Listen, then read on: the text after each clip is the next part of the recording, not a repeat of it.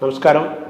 మనతో పాటు అరవిందరావు గారు ఉన్నారు. అరవిందరావు గారు సీనియర్ ఐపీఎస్ ఆఫీసరు, డీజీపీగా చేసిన వారు, తన సంస్కృతాన్ని అధ్యయనం చేసిన వారు, వేదాంతాన్ని అధ్యయనం చేశారు, ప్రబోధిస్తున్నారు, అనేక పుస్తకాలు రాశారు.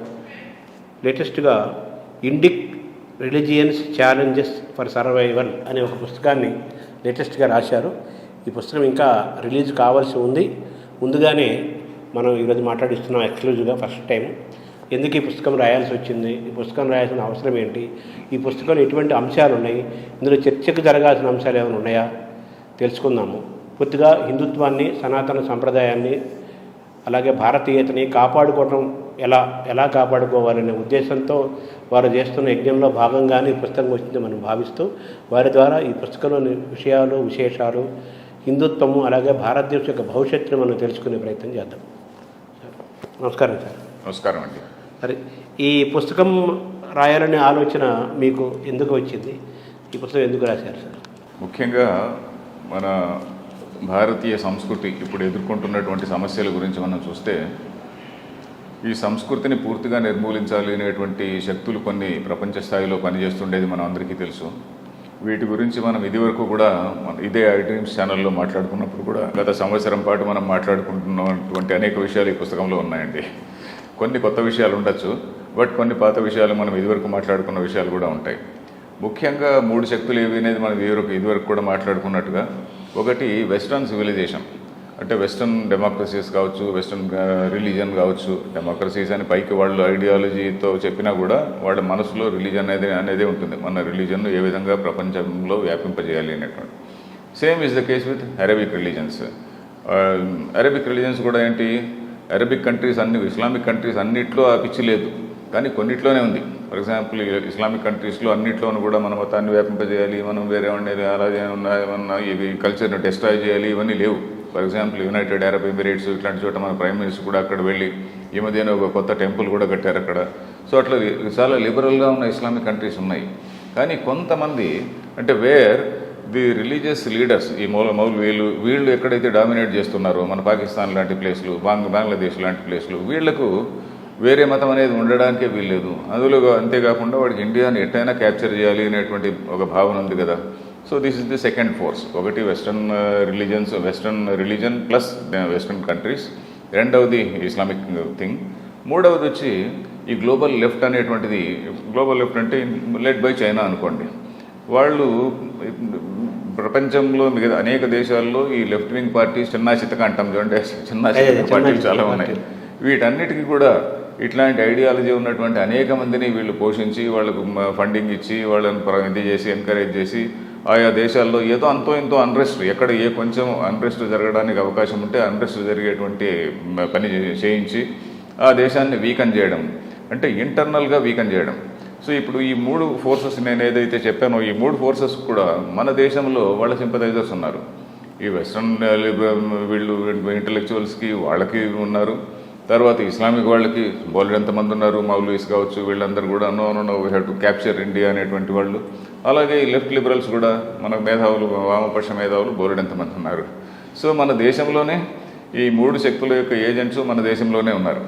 సో ఒకవైపు బయట నుంచి ఎదుర్కోవడమే కాకుండా మన ఇంటర్నల్గా కూడా మనకు, because it is a democracy. అదే చైనా లాంటి ఒక టోటలిటేరియన్ కంట్రీ అయితే వాళ్ళు సప్రెస్ చేసేస్తారు. మన డెమోక్రసీ కాబట్టి మనం అన్నింటినీ కూడా టాలరేట్ చేస్తూ ముందుకెళ్తుండాలి. సో ఆ సందర్భంలో మనం ఏ విధంగా మన ఇండియాలో ఉన్నటువంటి ఏవైతే మన ఇండిక్ రిలీజన్స్ అని అన్నాం. ఇండిక్ రిలీజన్స్ అని ఎందుకన్నానంటే, ఒట్టి హిందూయిజం ఒకటే కాదు కదండి మన దేశంలో పుట్టినటువంటిది. మన దేశంలో హిందూయిజము అంటే సనాతన ధర్మానండి. హిందూయిజం అనేటువంటి తర్వాత వేరే ఎవరో ఇచ్చినటువంటి పేరు, తర్వాత వచ్చినటువంటి పేరు అనుకోండి, సనాతన ధర్మానండి, వైదిక ధర్మం అనండి. దాని తర్వాత బుద్ధిజం వచ్చింది. సనాతన ధర్మంలో నుంచినే కొంత ఒక రకమైనటువంటి ఒక రిఫార్మిస్ట్ మూమెంట్ లాగా బుద్ధిజం వచ్చింది. అలాగే జైనిజం కూడా ఉంది. అలాగే లేటర్ పీరియడ్లో సిక్కిజం వచ్చింది. సో ఈ 4 కూడా ఇండిక్ రిలీజన్స్ అని అన్నాను. ఎందుకంటే ఈ 4కి థ్రెట్ ఉన్నది. అంటే ఇండియాలో పుట్టిన రిలీజియన్స్ అని. అవును, ఇండిక్ అనేటువంటి జనరల్ టర్మ్ వాడాను. ఎందుకంటే ఒక హిందూయిజంను డిస్ట్రాయ్ చేయాలి అని చెప్పనంటే, ఒక హిందూయిజంతో పాటు మిగతావన్నీ పోతాయి. ఒక హిందూయిజం ఒకదాన్ని డిస్ట్రాయ్ చేయాలి అని వాడు పైకి అన్నా కూడా ఈ 3 కూడా చిన్నవి కాబట్టి ఈ 3 కూడా ఎగిరిపోతాయి. సో అందుకని అన్ని ఇండిక్ రిలీజియన్స్ కూడా దే ఆర్ ఫేసింగ్ థ్రెట్ అనేటువంటిది నా యొక్క దీనిలో విషయం అండి. ఎలాంటి థ్రెట్ వస్తున్నది, ఏ విధంగా వాళ్ళు మన రిలీజన్ను డిస్టార్ట్ చేయడం కానీ, ప్రశ్నించడం కానీ, దీనికి మిస్ఇంటర్ప్రిట్ చేయడం కానీ, ఇట్లాంటి పనులు చేయడం ద్వారా తర్వాత మన సొసైటీని ఏ విధంగా క్యాప్చర్ చేస్తున్నారు, సమాజంలో ఉన్నటువంటి అనేక ఇన్స్టిట్యూషన్స్ని ఎలా క్యాప్చర్ చేస్తున్నారు. ఇన్స్టిట్యూషన్స్ అంటే ఉదాహరణకు యూనివర్సిటీస్ కావచ్చు, యూనివర్సిటీస్లో ఉన్నటువంటి భావజాలాన్ని ఎలా క్యాప్చర్ చేస్తున్నారు, లేకుంటే ఇంకేదో సినిమా ఫీల్డ్ అనుకోండి, సినిమా ఫీల్డ్లో ఏ విధంగా క్యాప్చర్ చేస్తున్నారు, మన లాంగ్వేజ్లో ఎట్లాంటి మార్పులు వస్తున్నాయి. లాంగ్వేజ్ ఉదాహరణకి ఇప్పుడు హిందీ తీసుకుంటే హిందీ ఫిల్మ్ ఫీల్డే తీసుకోండి. 1940 ఇండిపెండెన్స్ వచ్చిన కొత్తలో హిందీ డామినేషన్ బాగుండేది, ఉర్దూ కూడా ఉండేది, హిందీ డామినేషన్ బాగుండేది. తర్వాత కాలంలో ఏమైంది, టోటల్గా హిందీ అనేటువంటి ఎగిరిపోయింది. హిందీ అనేటువంటిది ఎగిరిపోయి టోటల్ ఉర్దూ డామినేషన్కి వచ్చిందనమాట. తర్వాత హిందీ ఫిల్మ్ ఫీల్డ్ కూడా అది ఈ బాలీవుడ్ మాఫియా కాదు, ఇదేంటి మన బాంబే మాఫియా అండర్ వరల్డ్ ఉంది చూడండి, ఆ అండర్ వరల్డ్ వాళ్ళు స్మగ్లర్స్, వాళ్ళకు డబ్బులు వచ్చి వాళ్ళు దానికి ఫైనాన్స్ చేయడము, ఏదో దావూద్ ఇబ్రాహీం లాంటి వాళ్ళు వీళ్ళ చేతులోకి వెళ్ళిపోవడము. సో ఆ విధంగా ఆ ఫిల్మ్ ఫీల్డ్ యొక్క స్వరూపమే మారిపోయింది. అలాగే ఇట్లా రకరకాల రంగాల్లో ఏ విధంగా అనేక రంగాల్ని వీళ్ళు ప్రభావితం చేసి మన యొక్క థాట్ ప్రాసెస్ని మార్చేసి హిందూయిజం అంటే ఏదో రెడిక్యూల్ చేయడము అనేటువంటిది ఆ విధంగా ఎట్లా తయారవుతున్నది అనేటువంటిది, దాన్ని రక్షించుకోవడానికి మనము ఎవరెవరు పాత్ర ఎంతవరకు ఉన్నది. సమాజంలో అనేకమైనటువంటి వింగ్స్ ఉన్నాయి కదండి. ఉదాహరణకు ఇంటలెక్చువల్స్ అనేటువంటిది ఒక వింగ్, లేకుంటే రిలీజియస్ హెడ్స్ అనేటువంటిది ఒక వింగ్.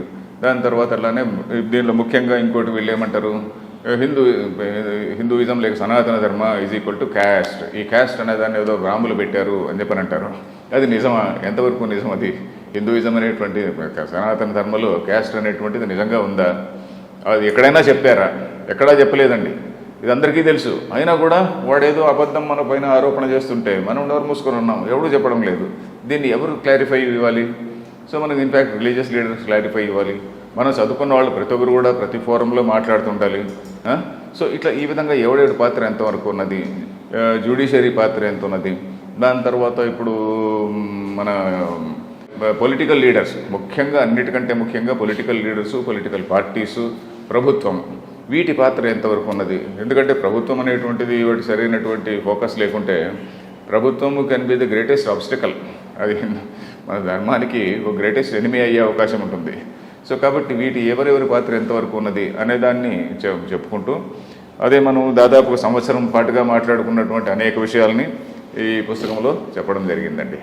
ఈ పుస్తకాన్ని మొన్ననే ఇటీవలే ఒక వారం క్రితమే బయటకు వచ్చింది. మన మిత్రులు ఎంఎస్కో విజయ్ కుమార్ గారు పబ్లిష్ చేశారు.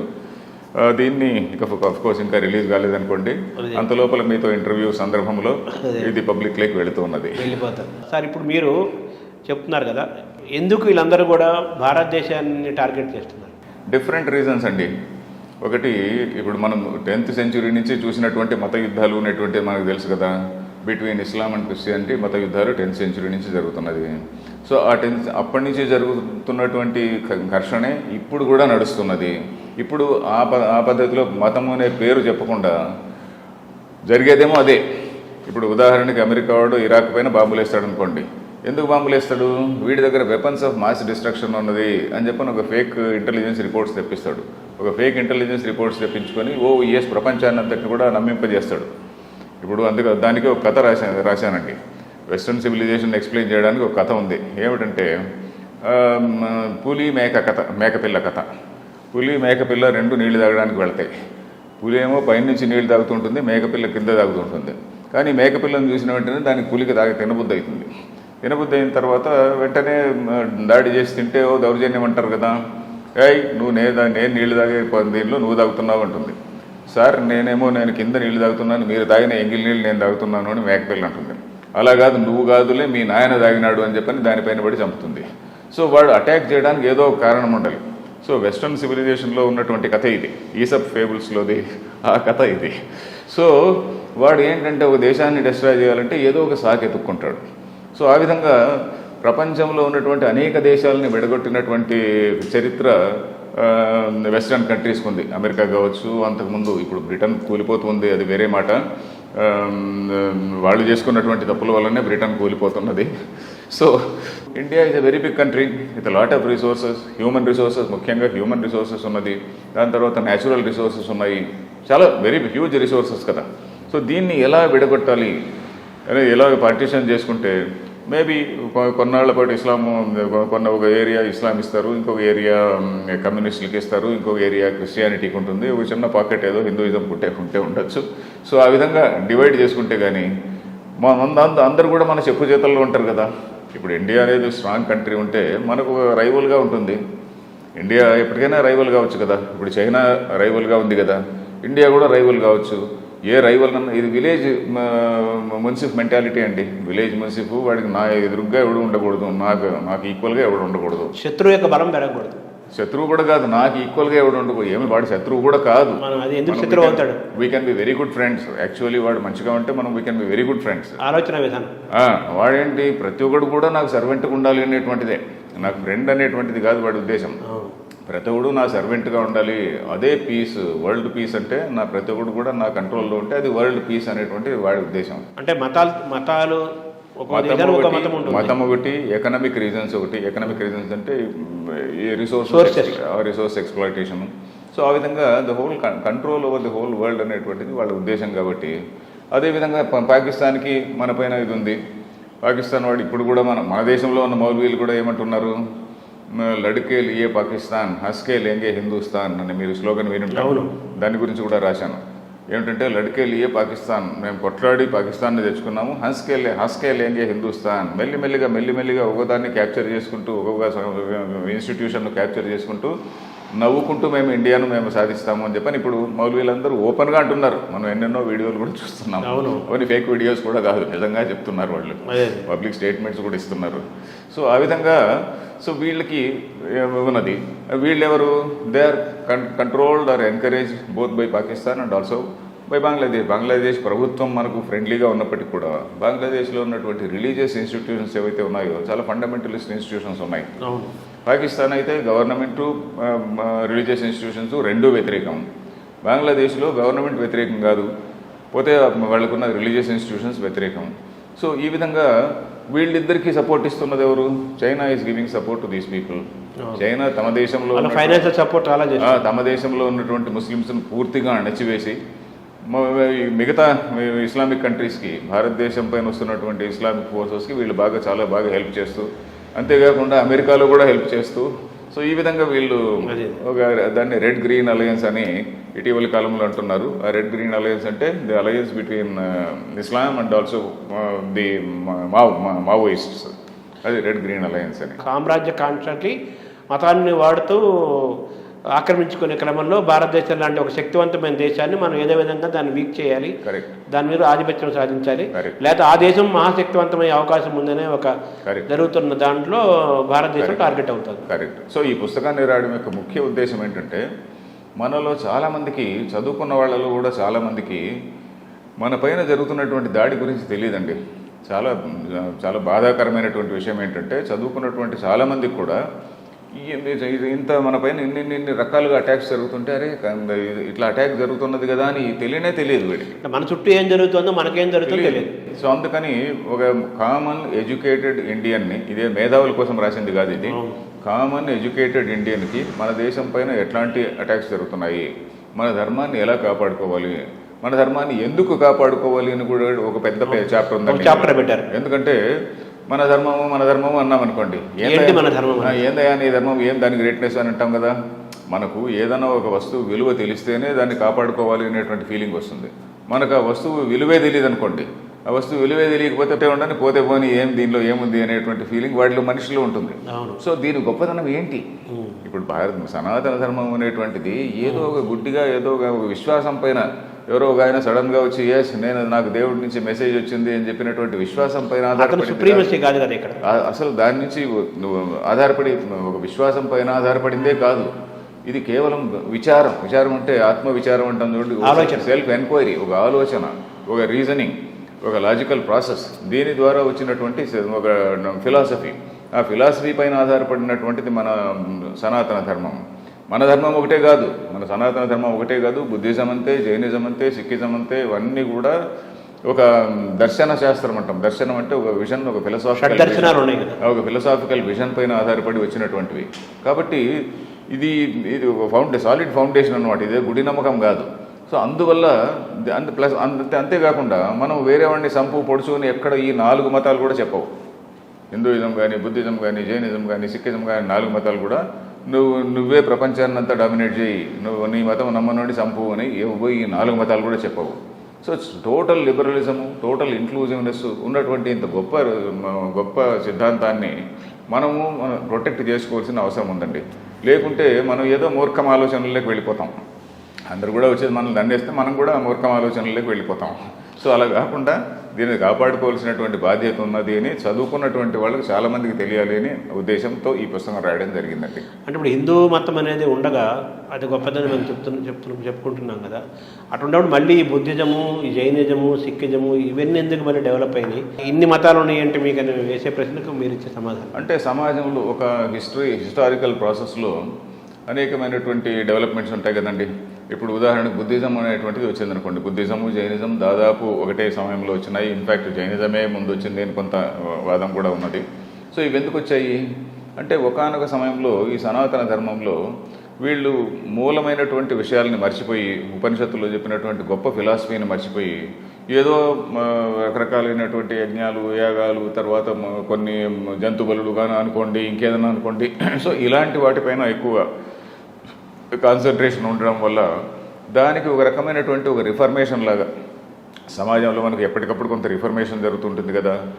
ఆ రిఫర్మేషన్ లాగా ఈ బుద్ధిజం, జైనిజం అనేటువంటివి వచ్చాయి. సో బుద్ధుడిని కూడా మన వాళ్ళు చాలామంది రైటర్స్ ఇంక్లూడింగ్ రాధాకృష్ణన్ లాంటి మేధావులు కూడా బుద్ధిజం అనేటువంటిది గొప్ప, ఆయనేం బుద్ధుడు కొత్త రిలీజన్ స్థాపిస్తున్నాను అని ఆయనేం చెప్పలే. తర్వాత మళ్ళీ బ్రిటిష్ వాళ్ళు వీళ్ళందరూ అన్నారు కానీ బుద్ధిజం అనేది ఒక రిలీజన్ అన్నారు. కానీ మనకు చాలా కాలం బౌద్ధ దర్శనము అనేటువంటిది మన సర్వదర్శన సంగ్రహం అనేటువంటి పుస్తకంలో ఒక భాగం.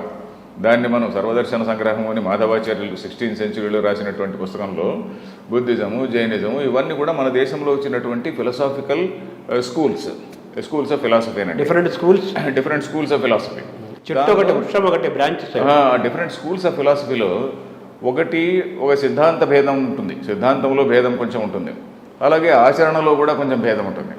సో ఈ రెండింటి వల్ల కొంత రకమైనటువంటి రిఫర్మేషన్ అనుకోవచ్చు. అందువల్ల ఒకానొక సమయంలో ఎప్పుడైతే ఈ యజ్ఞాలు, యాగాలు, జంతు బలులు ఇట్లాంటి దానిపైన ఎక్కువ ఫోకస్ ఉండి అసలు విషయాన్ని ఎప్పుడైతే హిందూ కాదు సనాతన ధర్మంలో ఉన్నటువంటి అప్పుడు వాళ్ళు మర్చిపోయారో అప్పుడు ఒక రియాక్షన్గా బుద్ధిజం, జైనిజం వచ్చాయి. దాని తర్వాత మళ్ళీ సిక్కిజం అనేటువంటిది రావడానికి కారణము కేవలము బయట నుంచి వచ్చినటువంటి దాడులే. సిక్కిజం రావడానికి మనలో ఇదే కాకుండా బయట నుంచి వచ్చినటువంటి దాడులే. అప్పుడు గురునానక్ జయంతి మనం ఈ వీక్లోనే జరుపుకున్నాం. ఈ వీక్లో 27న ఎప్పుడు గురునానక్ జయంతి జరిగింది కదా. ఆ గురునానక్ ఏమిటి, మన మన మన హిందువే కదా, ఆయన సనాతన ధర్మం నుంచి వచ్చిన వాడే. ఆయన ఏం చేశాడు, ప్రతి ఫ్యామిలీలో నుంచి ఎవరెవరైతే ఒక వ్యక్తికి ఇంట్లో 3-4 పిల్లవాళ్ళు ఉంటే ఒక పిల్లవాడిని తీసుకొని అందులో ఎల్డెస్ట్ బాయ్ తీసుకొని వాడికి టర్బన్ వేసి వాడికి ఎంత వాడిని సిక్ అని చెప్పని అనేసి కొంతమంది ఒక టీంని తయారు చేశాడు.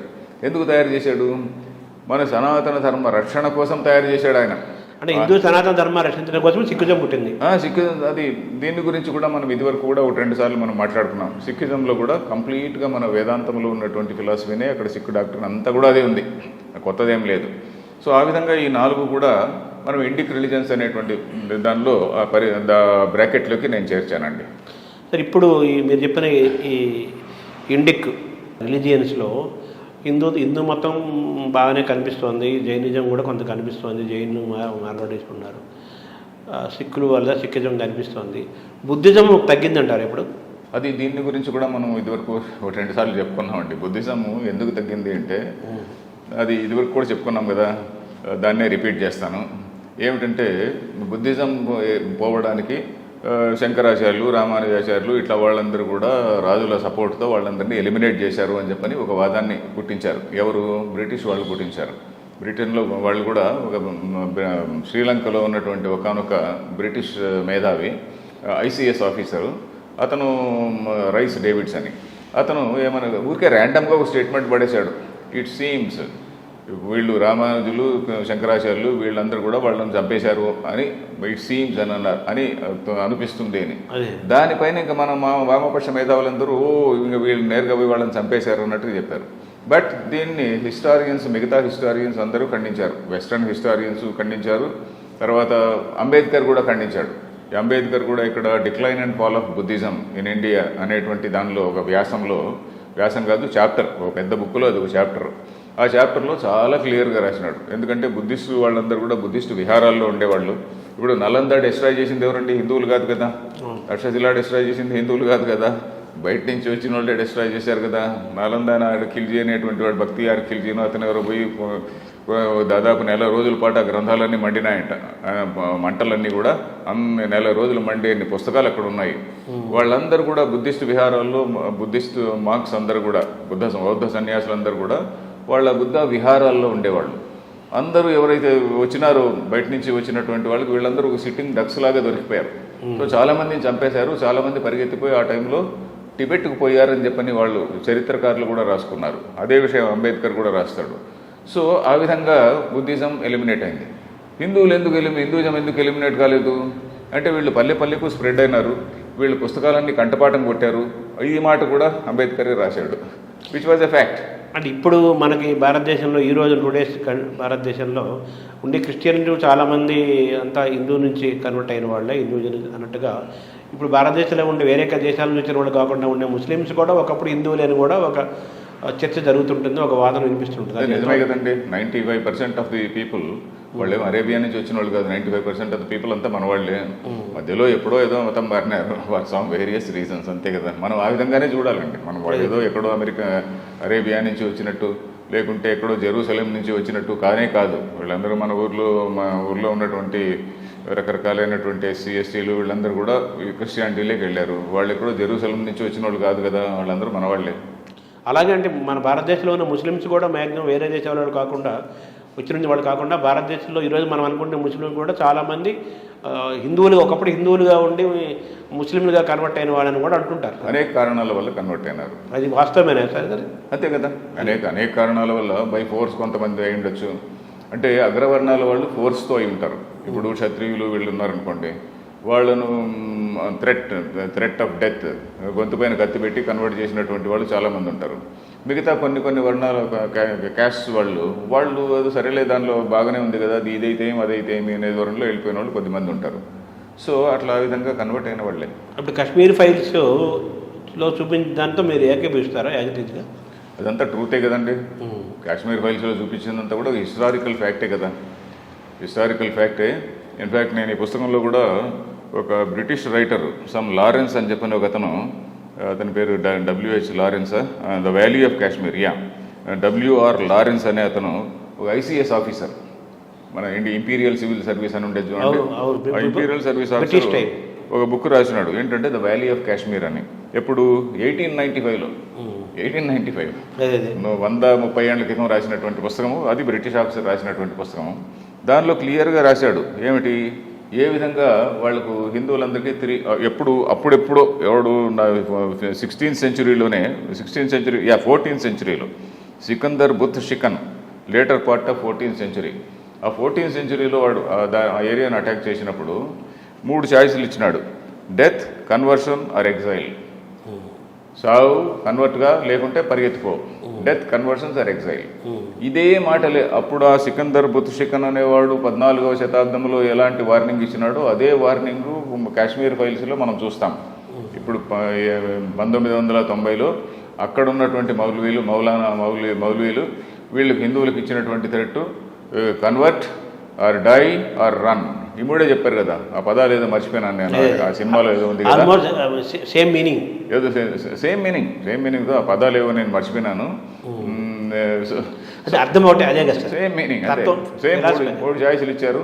అప్పుడు అని చాలా మందిని చంపేశారు అని చెప్పి, మతం మారుతావా లేదా దేశం అంతే, సావు, మతం మారు, లేకుంటే పరిగెత్తు, అంతే. మీ ఆడవాళ్ళని ఇక్కడే వదిలేసి మీరు పరిగెత్తండి, మేల్స్ పరిగెత్తండి అని. సో ఆ విధంగా కొన్ని వేలాది మందిని అక్కడ చంపడం జరిగింది. అది దాన్ని అంతా కూడా బ్రిటిష్ ఆఫీసర్ రాశాడు. సో ఈరోజు ప్రపంచంలో ఏ మతం శక్తివంతంగా ఉందని మీరు భావిస్తున్నారు? నేచురల్లీ క్రిస్టియానిటీ, అంతే కదా. అంటే మన భారతదేశానికి ప్రాబ్లం వస్తే ఎవరితో ఎక్కువ వచ్చే అవకాశం ఉంది భవిష్యత్తులో? మన ఇగ్నోరెన్స్తోనే ప్రమాదం అండి. మన ఇగ్నోరెన్సే ఎక్కువ ప్రమాదము. మనం నిజంగా ఈ 4 నేను చెప్పినటువంటి ఈ 4 ధర్మాల్లో నీకు హిందూ మతం నచ్చలేదంటే సర్దార్జీ అయిపోయా, సర్దార్జీ అయిపో, బుద్ధిజం తీసుకో, లేకుంటే ఇంకేదో జైనిజం తీసుకో, నీకు హిందూయిజం బాగలేదనుకుంటే. సిక్కిజంలో గొప్పతనం ఏంటంటే అన్ని వర్ణాల నుంచి తీసుకున్నాడు ఆయన. ఇప్పుడు మనకు హిందూయిజం గురించి అందరూ అనేది ఏంటి, హిందూయిజం అంటే క్యాస్టిజం అని చెప్పాను కదా. సిక్కిజంలో క్యాస్టిజం లేదు, క్యాస్ట్ లేదు, అందరినీ కూడా తీసుకున్నారు. సో ఎవరికైనా కోపం వస్తే సిక్కిజంలోకి పోని. మళ్ళీ ఇది కాకుండా మనం ఎంత లిబరల్గా ఉన్నటువంటి సిక్కిజంలోకి పోవచ్చు కదా. సో మన ఇగ్నరెన్స్ అనేటువంటిది మనకు గొప్ప ప్రమాదం అండి.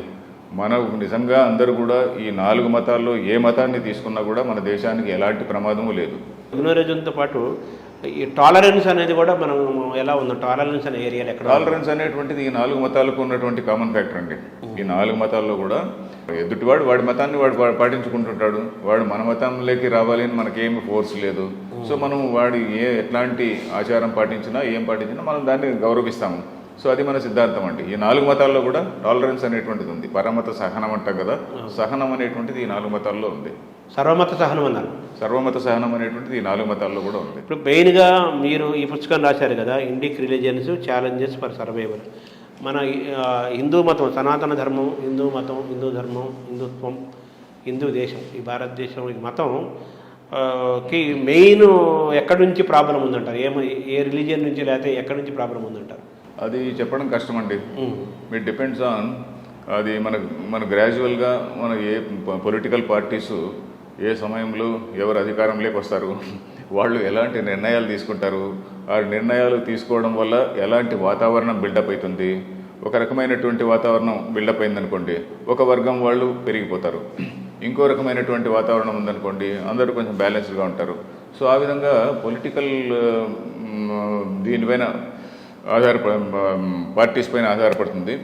మరి ఏ పొలిటికల్ పార్టీ ఎప్పుడు పవర్లోకి వస్తుందో మన దేశంలో చెప్పలేము. ఎందుకంటే ఓటర్ ఎడ్యుకేషన్ అనేది లేదు, ఓటర్కి అవేర్నెస్ లేదు.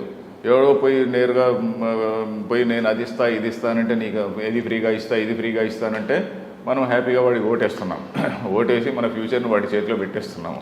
అంటే ప్రధానంగా ఇండియాని మనం ఆఫ్టర్ ఇండిపెండెన్స్ తీసుకునే ఉదాహరణ, ఇండిపెండెన్స్ తర్వాత మన భారతదేశాన్ని అడ్మినిస్ట్రేషన్ ప్రభుత్వాలను చూస్తే ప్రధానంగా ఎక్కువ కాలం కాంగ్రెస్, తర్వాత ప్లేస్లో బీజేపీ ఉంది కదా. ఈ రెండు పార్టీల యొక్క ఆలోచన విధానం భారతదేశాన్ని కాపాడటానికి ఎంతవరకు ఉపయోగపడ్డాయి? నష్టమేమైనా ఉంది అందులో? వాళ్ళ విధానాలైన మార్పులు రావాలి అంటే వీళ్ళిద్దరు కూడా మా పాలసీనే కరెక్ట్ అనేటువంటి భావన ఇద్దరిలో ఉందండి. కాంగ్రెస్ వాళ్ళకు కూడా మా పాలసీనే కరెక్ట్ సెక్యులరిజం అంటున్నారు కదా వాళ్ళు, అనుకుంటున్నారు. పోతే మా పాలసీనే కరెక్ట్ అనేటువంటి భావన, అందరినీ సమానంగా చూస్తాము అనేటువంటి మాట వాళ్ళు ఎప్పుడూ అనలే. మేము ఫలానా వర్గానికి ఇది చేస్తాము, మేము మైనారిటీకి ఇది ఇస్తాము, మరొకరికి ఇది ఇస్తాము అన్నారు. తర్వాత ఆ కాలంలో ఇప్పుడు బంగ్లాదేశ్ నుంచి తగ్గిపోయింది అనుకోండి, బంగ్లాదేశ్ నుంచి వస్తున్నటువంటి మిలియన్స్ ఆఫ్ పీపుల్ని తీసుకున్నారు.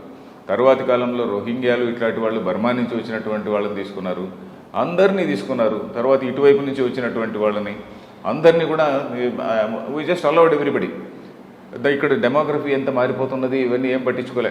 వాళ్ళందరూ ఎక్కట్లో వచ్చి ఎక్కడ సెటిల్ అవుతున్నారు, వాళ్ళు ఏం చేస్తున్నారు అనేటువంటిది కానీ ఏమీ పట్టించుకోలే. సో దానివల్ల అంతేకాకుండా మనం ఇదివరకు చెప్పుకున్నటువంటి సమాజంలో ఒక మార్పు ఏమిటి, ఎడ్యుకేషన్ అంతా తీసుకొని పోయి వామపక్షాల చేతిలో పెట్టారు. మన ఇండియన్ ఎడ్యుకేషన్ అంతా తీసుకెళ్ళి వామపక్షాల చేతిలో పెట్టారు. ఎవరు? కాంగ్రెస్ ప్రభుత్వమే. అది వామపక్షాల్లో పెట్టారు. దాని తర్వాత మనకున్నటువంటి హిస్టరీని కంప్లీట్గా మనకు తెలియకుండా చేశారు. మన హిస్టరీలో ఉన్నటువంటి మనకున్నటువంటి మన చరిత్రలో ఉన్నటువంటి గొప్ప క్యారెక్టర్స్ అసలు మన హిస్టరీలో చదవనే లేదు. సో ఆ విధంగా మన చరిత్ర మనకు తెలియకుండా చేశారు. పోతే ఎదుటివాడు ఎవరో వేరే వాడు వస్తుంటే వాడిని బాగా పెద్ద హీరోలాగా చూపెట్టారు. మన సంస్కృతిని మనమే ఎగతాళి చేసుకునేటువంటి వాతావరణాన్ని పెంచారు. సో ఒక దుష్టమైనటువంటి వాతావరణాన్ని వాళ్ళు పెంచారని మనం ఖచ్చితంగా చెప్పచ్చండి. ఏది 60 ఏళ్ళ ప్రభుత్వం, కాంగ్రెస్ ప్రభుత్వంలో ఒక దుష్టమైనటువంటి వాతావరణం, అంటే మనం పని వాళ్ళు వాళ్ళు చాలా గ్రేటు అనేటువంటి వాతావరణాన్ని వాళ్ళు పెంచారనమాట. ఎట్లా పెంచారంటే మన దాన్ని కంప్లీట్గా తొక్కిపెట్టడం వల్ల, మనకు ఎలాంటి ప్రోత్సాహం లేకపోవడం వల్ల, మన చరిత్రను తొక్కిపెట్టడం వల్ల, ఇతరులను ప్రోత్సహించడం వల్ల, పోతే మనకు కులాలని చెప్పని అదని ఇదని బ్రిటిష్ వాడు విభజించింది ఎందుకు? వాడు అరే మీ హిందూయిజం అంటే కులాలు అని చెప్పని వాడు ఏదో ఒక పాయింట్ ప్రూవ్ చేయడం కోసం అందరినీ ఇన్ని వేల కులాలు అని చెప్పని వెడికొట్టాడు. ఇండిపెండెన్స్ వచ్చిన తర్వాత లేదు లేదు ఈ కులాలన్నీ లేవు అనేటువంటి మాట ఒక మాట వీడంటే ఏ స్వామి కూడా దాన్నే వ్యతిరేకించడు కదా. ఎందుకంటే మనకు మతంలో లేదు. ఇప్పుడు మతము అనేటువంటిది హిందూ సిద్ధాంతంలో కులాలు అనేటువంటిది ఉంటే స్వాములు అరే మన సిద్ధాంతం కదా అనొచ్చు. మన సిద్ధాంతంలో లేదు. ఈ సమాజంలో ఏర్పడినటువంటివి. మనం ఎందుకు ఏ పొలిటికల్ లీడర్ ఎందుకు ఈ కులాలు తీసేయకూడదు, ఎందుకు క్యాస్ట్ తీసేయకూడదు? బ్యాక్వర్డ్ వీళ్ళు ఎవరైతే ఉన్నారో వాళ్ళకి ఇప్పుడు ఇస్తున్నటువంటి ఫెసిలిటీస్ ఇవ్వండి. ఇచ్చేసి మనకి ఈ హైరార్కీ, రిలీజియస్ హైరార్కీ అనేటువంటిది లేదు అనే మాట ఎందుకు అనకూడదు? ఎరాడికేషన్ ఆఫ్ క్యాస్ట్ యాక్ట్ అని ఒకటి ఎందుకు చేయకూడదు అంటే వాళ్ళకి అది లేదు. వాళ్ళు కూడా ఇప్పుడు కూడా వెడగొట్టి ఇదిగో నీకు ఇది ఇస్తున్నాము, నీ కులానికి నేను ఇది ఇస్తున్నా, నీకు ఏదో బార్బర్కి నేను ఏదో కత్తెరలు అవి ఇవి ఇస్తున్నా, ఇంకోటికి ఏదో చేటలు చీపుర్లు ఇస్తున్నా, ఇట్లాంటి ఇవి పెడుతున్నారు. కానీ ఓట్ బ్యాంక్ పాలిటిక్సే కదా, టోటల్ ఓట్ బ్యాంక్ పాలిటిక్స్. అది మన రాజకీయ నాయకులకు కూడా అవేర్నెస్ లేకపోవడం వల్ల, వాళ్ళ మూర్ఖత్వం వల్ల, స్వార్థం వల్ల ఇవన్నీ జరుగుతుందని నా అభిప్రాయం అండి.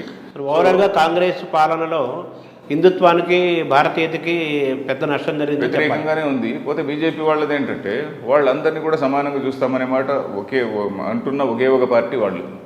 అందరినీ కూడా మేము సమానంగా చూస్తాము. అట్లని ఇదివరకు ఇస్తున్నటువంటి ఫెసిలిటీస్ ఏం ఆపడం లే. ఇదివరకు ఏవే ఫెసిలిటీస్ అయితే ఉన్నాయో అవన్నీ కూడా వాళ్ళు కంటిన్యూ చేస్తూనే ఉన్నారు. కంటిన్యూ చేయడమే కాదు, ఇంకా పెంచి చేస్తున్నారు, ఇంకా చేస్తున్నారు. సో అండ్ బీజేపీ నిజంగా చెప్పాలంటే అది ఓన్లీ సెంట్రిస్ట్ పార్టీ. అందరినీ సమానంగా చూస్తామనేటువంటి సెంట్రిస్ట్ పార్టీ. ఇది మిగతా దేశాల్లో మనకు కన్జర్వేటివ్, లిబరల్ అని ఉంటుంది.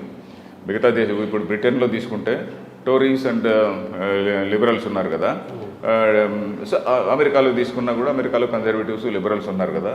ఆ విధంగా కన్జర్వేటివ్, లిబరల్ అని మన దేశంలో లేదు. ఇప్పుడు బీజేపీ వాళ్ళు కూడా మనం రైట్ వింగ్ అనడానికి వీలు లేదు. వాళ్ళు యాక్చువల్లీ సెంట్రిస్ట్లే. పోతే వాళ్ళు ఏమిటి, ఈ మిగతా మన ధర్మం పైన జరుగుతున్నటువంటి అటాక్స్ను కొంతవరకునైనా ఆపేటువంటి వాతావరణాన్ని క్రియేట్ చేయాలి అని వాళ్ళు ప్రయత్నం చేస్తున్నారు. దాన్ని ఎవడు ఓర్చుకోవడం లేదు.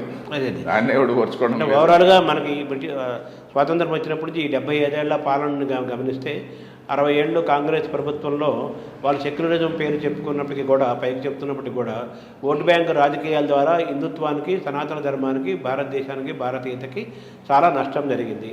బీజేపీ అనేది కూడా వాళ్ళు సెక్యులరిజం, మేము సెక్యులరిజం అని అంటున్నారు కదా. వాళ్ళు కూడా ఆ మాట వాడుతున్నారు కదా.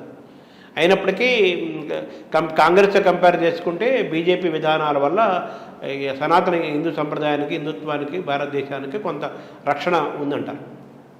తప్పకుండా ఉందండి. ఎందుకంటే వాళ్ళు ఒక వాతావరణాన్ని, ఒక పాయిజనస్ వాతావరణం అండి. ఇక పొల్యూషన్ ఉందనుకోండి, ఎయిర్ పొల్యూషన్, ఆ పొల్యూషన్ తగ్గించడానికి వేరే కొన్ని మెజర్స్ తీసుకుంటాము. మళ్ళీ ఇంకొక రెజ్యూమ్ వచ్చిందనుకోండి, అది మళ్ళీ పెరుగుతుంది, ఆ వాతావరణం మళ్ళీ పెరుగుతుంది. So that is only difference we can say. అంటే బీజేపీకి మతతత్వ పార్టీ అని ఒక ముద్ర పడుతుంది కదా. మతతత్వ పార్టీ కానే కాదు అది. ఎందుకంటే అందరిని ఎవరినైనా డిస్క్రిమినేట్ చేశారండి. ఒక ఉదాహరణ ఇవ్వండి. మతతత్వ పార్టీ అని చెప్పని వాళ్ళు ఎవరినైనా ఏమైనా చేశారా? ఏమీ చేయలే. అది నువ్వు స్టాంప్ వేసి వాడిని ఇలా చేస్తున్నారు అనమాట. సో అది మనం అంగీకరించుకుంటే ఎలాగండి? యాజ్ ఎన్ ఇండియన్ మనం జరుగుతున్నటువంటి విషయాలన్నింటినీ చూసి, హిస్టరీలో మనకు జరిగినటువంటి అన్యాయాలను చూసి, స్వతంత్రం వచ్చిన తర్వాత కూడా మనకు జరిగినటువంటి అన్యాయాలను గమనించి, అరే వీడు అలా కాకుండా వీడు కొంచెం అందరినీ ఈక్వల్గా చూస్తామనేటువంటి మాటే చెడ్డ బూత్ అయితే ఎట్లండి? మేము అందరినీ సమానంగా చూస్తామనే మాటనే ఇప్పుడు పాలిటిక్స్లో బూత్ అయిపోయింది. సెక్యులరిజం అనే వర్డ్ కాంగ్రెస్ వాడుతున్నారు, వీళ్ళు వాడటం లేదు కానీ అందరినీ సమానంగా చూస్తామంటున్నారు. హిందుత్వ ముద్ర పడింది అనడమే కాదు, అంటూ చూస్తున్నారు కదండి. ఇప్పుడు హిందువులకు వీళ్ళు చేసిన కొత్తగా ఏముంది? ఏమీ లేదు కదా. అవును, ఏమీ లేదు సార్. తర్వాత ఇక్కడ మీరు రాశారు 3 ఫోర్సెస్ చెప్పారు కదా, స్టార్టింగ్లో చెప్పారు. Christianity, Islamic and global left 3 అని. ఈ మూడిటితో కూడా ఇప్పుడు మన భారతదేశం, ముఖ్యంగా సనాతన హిందూ ధర్మం ఫైట్ చేయాల్సిన అవసరం ఉంది. అంటే టు ప్రొటెక్ట్ అవర్ సెల్స్, రక్షించుకోవాల్సిన ఆత్మరక్షణ అనేటువంటి చాలా అవసరం అండి. ఆత్మరక్షణ లేకుంటే, ఆత్మరక్షణ ఎప్పుడు వస్తుంది? మనకు దీని యొక్క వాల్యూ తెలిస్తేనే వస్తుంది. మన దగ్గర మంచి బంగారు ఉంది, దాని విలువ తెలిస్తేనే మనం రక్షించుకుంటాము. విలువ తెలియకుంటే దాన్ని ఏదో పడేస్తాం కదా, తూకానికి పడేస్తాము. ఆ విధంగా దాని యొక్క విలువ మనకు తెలియాలి కదా. అంటే ఎలా తెలుసుకునే మార్గం ఏంటి? తెలుసుకునే మార్గం గురించే నేను ఇందులో అదే చేశానండి. మనము చాలామంది చదువుకున్నటువంటి వాళ్ళు మిగతా వాళ్ళకి చెప్తూనే ఉండాలి. అది ఇది రెస్పాన్సిబిలిటీ ఆన్ ఎవ్రీబడి. మనకి చదువుకున్నటువంటి ప్రతి హిందువు పైన ప్రతి వ్యక్తి పైన ఉన్నటువంటి హిందువు ఒకడే కాదు. సర్దార్జీ ఉన్నాడు అనుకోండి, సర్దార్జీ కూడా ఆయన గురుబాణి చదువుకోవాలి. ఎందుకంటే ఇప్పుడు సర్దార్జీ నిజంగా గురుబాణి చదువుకుంటే వాడు ఖలిస్తాను ఇది కాడు, ఒక టెర్రరిస్ట్ కానే కాడు, అవడానికి వీలు లేదు. ఎందుకంటే వాడి సిద్ధాంతం అంతా కూడా కంప్లీట్గా మన ఉపనిషత్తుల సిద్ధాంతమే. సో వాడు ఎక్కడో టెర్రరిస్ట్ అయ్యే క్వశ్చనే లేదన్నమాట నిజంగా వాడి పుస్తకం వాడు చదువుకుంటే. అలాగే మనం మన మతంలో ఉన్నటువంటి గొప్పతనాన్ని మనకు భగవద్గీత ఇట్లాంటి తెలుసుకుంటే, ఏ సామవేదం షణ్ముఖ శర్మ లాంటి వాళ్ళు 4 ప్రవచనాలు వింటే మన గొప్పతనం ఏంటో తెలుస్తుంది. అంటే శాంతము, సహనము, ఒక వివేకము పెరుగుతుందంట. అవన్నీ ఉండాల్సిందే. But at the same time మనకు ఉన్నటువంటి ఒకే ఒక ఆయుధం ఓటండి. ఇప్పుడు యుద్ధానికి పోవడానికి ఇది కాదు కదా, వాతావరణం అది కాదు.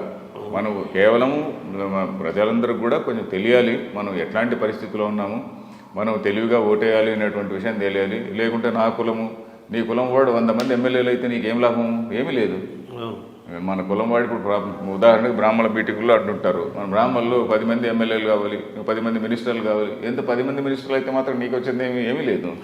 సో అది నా కులం వాడు. బ్రాహ్మణ ఓటు బ్యాంక్ ఎంత, మిగతా చాలా మంది ఎంతమంది ఉంటారు సమాజంలో, అనేక మంది ఉంటారు కదా, అందరినీ కలుపుకొని ముందుకెళ్ళాలి కదా, అందరినీ సమానంగా చూసేటువంటి వాడు యాక్చువల్లీ ఉండాలి కదా. సో అది అందరినీ ఈక్వల్గా చూస్తామనేటువంటి ఒకే ఒక పార్టీ ఇది కదండి.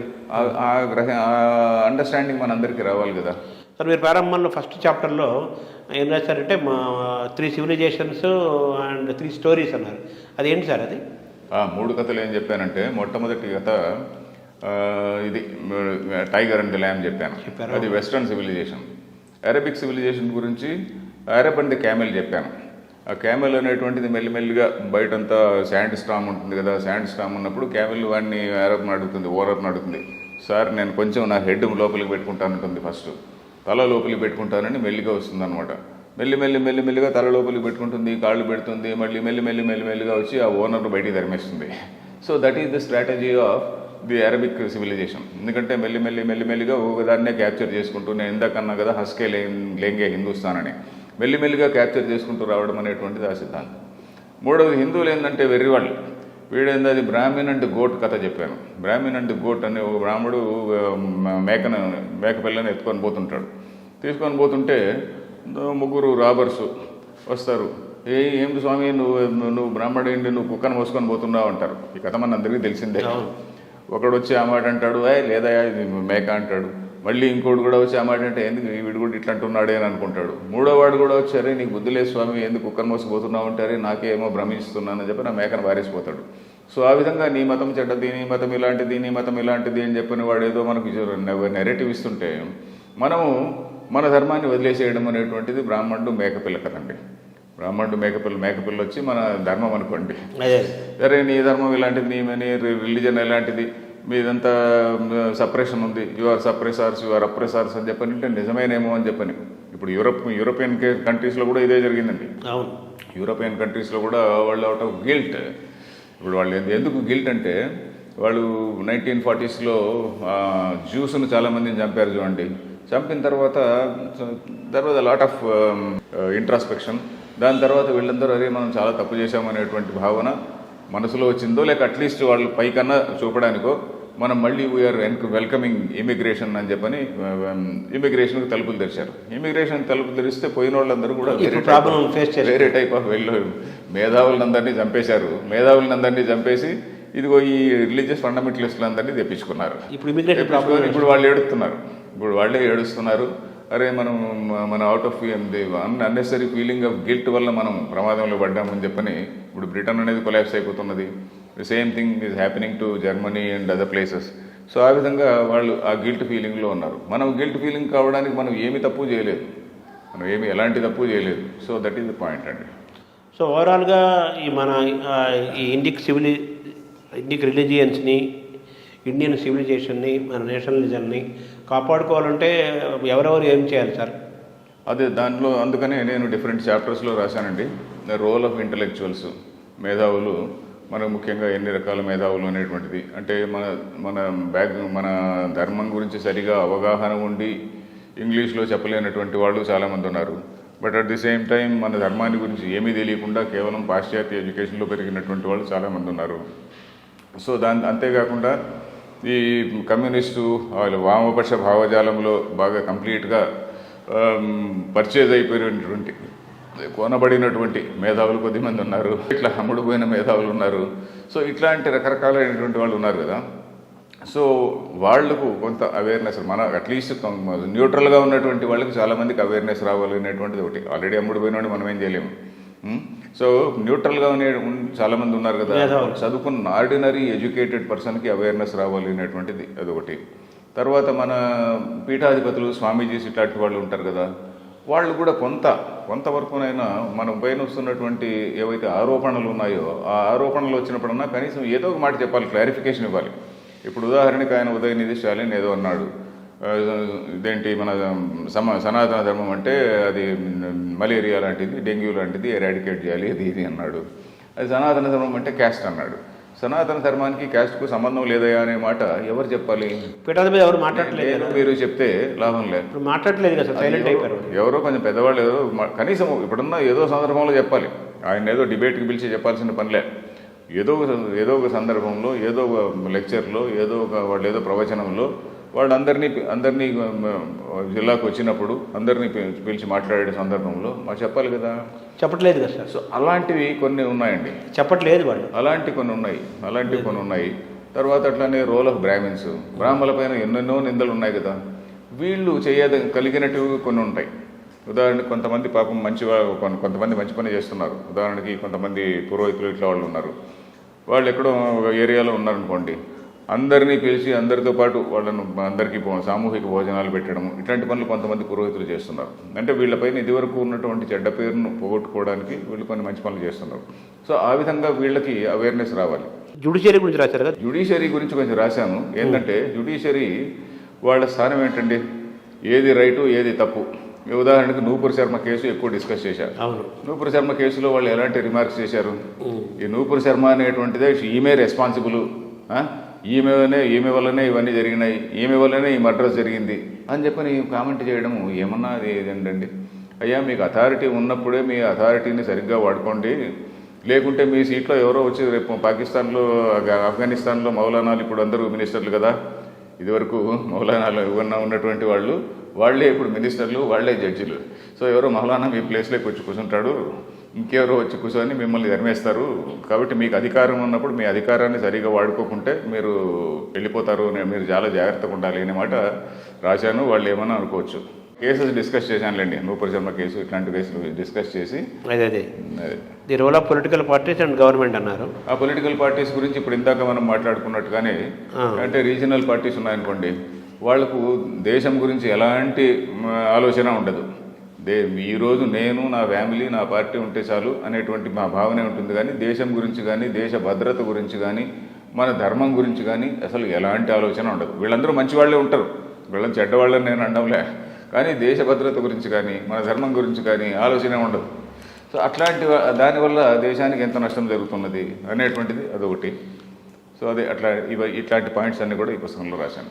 అసలు ఎందుకు ఈ రిలీజియన్స్ అన్నీ ప్రిజర్వ్ చేసుకోవాలి, కాపాడుకోవాలంటే మీరు చెప్పే ఒక వాక్యం ఏంటి సార్? అదేనండి, నేను ఇంతకు చెప్పాను కదా, ఈ ధర్మాన్ని దాని యొక్క విలువ తెలిస్తే అవునయ్యా దీన్ని కాపాడుకోవాల్సిన అవసరం ఉంది అని తెలుస్తుంది. మన దాని గురించి ఏం తెలియదు అనుకోండి, ఏదైతే ఏమీ లేని మనం గాలి కొట్టుకుపోతుంటాం.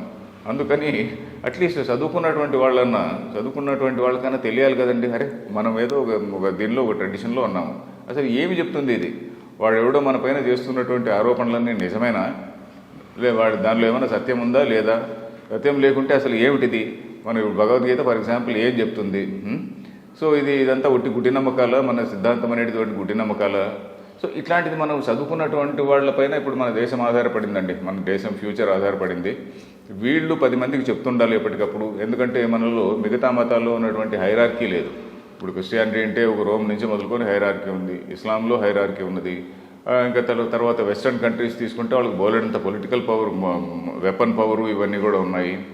తర్వాత ఇస్లామిక్ కంట్రీస్కి వెపన్ పవర్ లేకపోయినా టెర్రరిజం అనేటువంటి ఒక ఆయుధం ఉన్నది.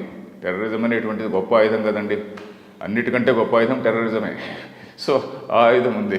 సో ఇవన్నీ ఉన్నప్పుడు మనలో చదువుకున్నటువంటి వాళ్ళు, ఈ ఇండిక్ రిలీజన్స్కు సంబంధించినటువంటి 4 మతాల వాళ్ళు కూడా కొంచెం అవేర్నెస్ పెంచుకోవాలి. అవేర్నెస్ పెంచుకొని ప్రాపర్ సిటిజన్స్గా మిగతా వాళ్ళని ఎడ్యుకేట్ చేస్తే తప్ప మన కంట్రీకి ఫ్యూచర్ ఉండదని నా అభిప్రాయం.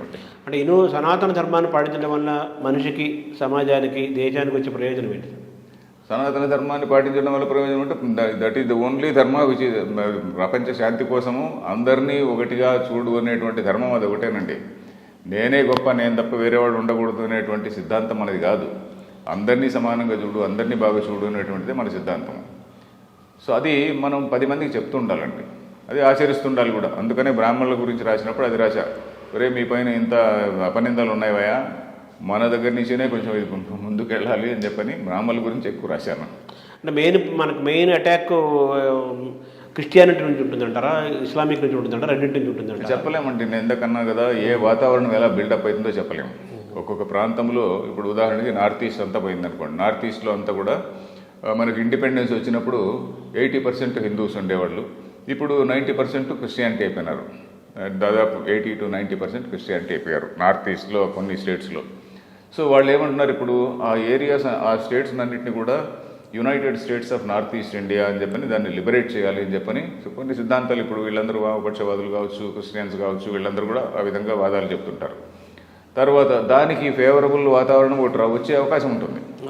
లేకుంటే ఇంకేదో తమిళనాడు సెపరేట్ కావాలి అనేటువంటి వాతావరణం బిల్డప్ అయ్యే ఇంకొక అవకాశం ఉంటుంది. ప్రమాదం, తమిళనాడు సెపరేట్ కావాలి అనేటువంటి ఇది దాన్ని భావన సృష్టించింది కూడా బ్రిటిష్ వాళ్ళే.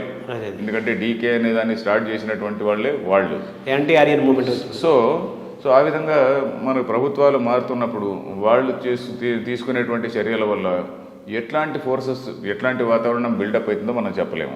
అంటే ఇస్లామిక్ టెర్రరిజం ఒకటి నడుస్తుంది కదా? టెర్రరిజం వస్తుంది, డెఫినెట్గా ఉంటుందండి, always it will be there. So ఇవన్నీ మనకి ఛాలెంజింగ్ అంశాలే కదా ఇవన్నీ. That is a challenge to police, it is a challenge to judiciary. ఎందుకంటే జ్యుడిషియరీ దాన్ని మొక్కలోనే తుంచేయడం అంటాం చూడండి, మొదట్లోనే తుంచేయకపోతే కానీ జ్యుడిషియరీ ఉండదు. జ్యుడిషియరీకే వాళ్ళకే ప్రమాదం వస్తుంది. పోతుందని చెప్పి అదే. సో కన్వర్షన్స్ జరుగుతున్నాయి ఓ పక్కన, ఇంకో పక్క ఇస్లామిక్ తీవ్రవాదం, ఉగ్రవాదం జరుగుతుంది. ఇవన్నీ కూడా భారతీయ సనాతన సంప్రదాయానికి, సనాతన హిందూ ధర్మానికి ఇవన్నీ ఛాలెంజ్ చేస్తాయి. కరెక్ట్. వీటిని ఎదుర్కోవాలంటే ముందు మనం ఏంటో తెలుసుకోవాలి. బేసిక్గా మనం తెలుసుకోవాలి, మన గురించి మనం తెలుసుకోవాలి, 10 మందికి చెప్పాలి. అదేనండి. Otherwise there is no other way. అంతకుమించి వేరే మార్గం లేదు. తర్వాత ఇంకా ప్రధానంగా ఇప్పుడు ఈ ఓటు బ్యాంకు పాలిటిక్స్, ఈ రాజకీయాల వాతావరణంలో పొలిటీషియన్స్ కానీ, పొలిటికల్ పార్టీస్ కానీ, దేశాన్ని రూల్ చేసేది పొలిటికల్ పార్టీసే కదా. ఇదిలో ఇటువంటి నేపథ్యంలో మన దేశాన్ని రక్షించుకోవడం అనేది కూడా ఒక ఛాలెంజే కదా. అవునండి, కరెక్టే. రాజకీయ నాయకుల్లో కూడా డిఫరెంట్ లెవెల్స్లో ఉంటారు కదండి. ఇప్పుడు ఆల్రెడీ మనకి ఏ పార్టీ పవర్లోకి వస్తే దానిలో మనం ఉందాము, దానిలో మనం కొన్ని కాంట్రాక్ట్లు కొట్టేద్దాం, కొన్ని 100 కోట్లకు తీసుకుందాము అనేటువంటి వాళ్ళు కొంతమంది ఉంటారు. వాళ్ళని దేవుడు కూడా మార్చలేడు. అలా కాకుండా ఇప్పుడు గ్రామ స్థాయిలో లేకుంటే ఇంకేదో మండల స్థాయిలో ఉన్నటువంటి అనేక మంది ఎదుగుతున్నటువంటి నాయకులు, ఇట్లాంటి వాళ్ళకి చాలామందికి మనం చెప్పచ్చు, అయ్యా ఇది పరిస్థితి, ఇట్లా మన దేశం, ఇది దేశం ఉంటేనే మనం ఉంటాము, దేశం లేకుంటే మనం లేము అనేటువంటిది చాలామంది యువ నేతల్లో, ఇంకా మిడిల్ లెవెల్, లోయర్ లెవెల్ నాయకులు ఉంటారు చూడండి, అట్లాంటి వాళ్ళకి చాలా తెలియాల్సి ఉంది. ముదిరిపోయిన వాళ్ళకి మనం ఏం చెప్పలేము. వాళ్ళు ఆల్రెడీ ఈరోజు పవర్ లేకుంటే ఏ పార్టీ పవర్లో ఉంటే దానిలో చేరేస్తారు. ఇదివరకు ఒక పార్టీలో ఉన్నాడు టకీమని ఇంకో పార్టీలోకి వెళ్ళిపోతాడు. సో వాళ్ళకి మనం ఏం చెప్పలేము, సిద్ధాంతాలు ఏం లేవు కదా, వాళ్ళకి లేని వాళ్ళకి ఏం చెప్పలేము. సో అనేక మందిలో దేశభక్తి అనేటువంటిది పెరగాలండి.